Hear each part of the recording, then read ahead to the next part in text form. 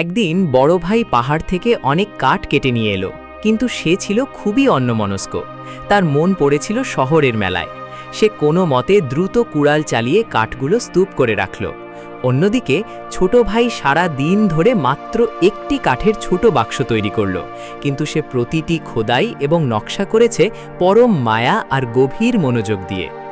পরদিন দেখা গেল বড় ভাইয়ের আনা কাঠগুলো ছিল এবড়োখেবড়ো এবং অনেক জায়গায় ফাটল ধরা, যা দিয়ে কোনো ভালো কাজই করা গেল না।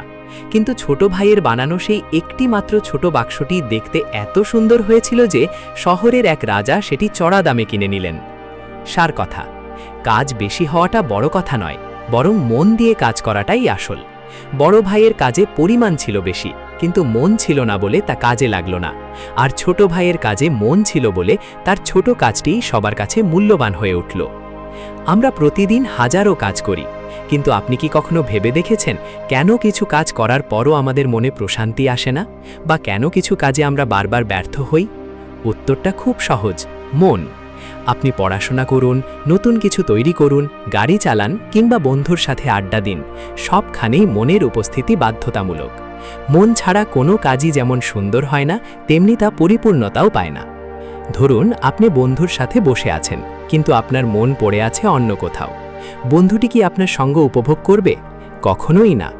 আবার ভালোবাসার ক্ষেত্রেও যদি মন না থাকে, তবে তা কেবল অভিনয় ছাড়া আর কিছুই নয়। দুনিয়ার প্রতিটি কাজ তখনই সুন্দর হয় যখন আপনার হাত এবং মন একই বিন্দুতে মিলিত হয়। ঠিক একইভাবে আল্লাহ তাআলাও আমাদের নামাজ, জিকির এবং ইবাদাতে একাগ্রতা বা মনের উপস্থিতিকে সবচেয়ে বেশি গুরুত্ব দিয়েছেন। এখন প্রশ্ন হলো কেন? এর উত্তর লুকিয়ে আছে তিনটি বিশেষ কারণে।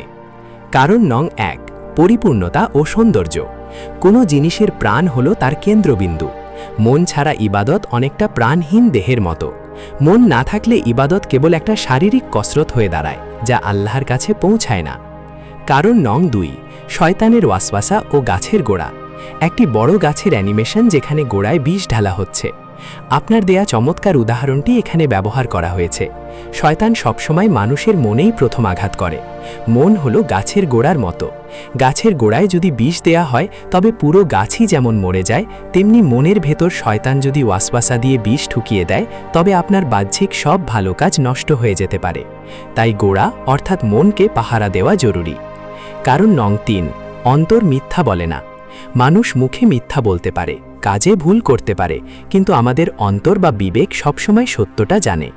আল্লাহ তাআলা আমাদের বাহ্যিক রূপ দেখেন না, তিনি দেখেন আমাদের অন্তর, কারণ অন্তরই হলো সত্যের আয়না। একটি মজার বিষয় লক্ষ্য করেছেন? আমরা যখন কাউকে কিছু বলি, সেই শব্দ মুখ দিয়ে বের হওয়ার আগেই কিন্তু আমাদের মনের ভেতর তৈরি হয়।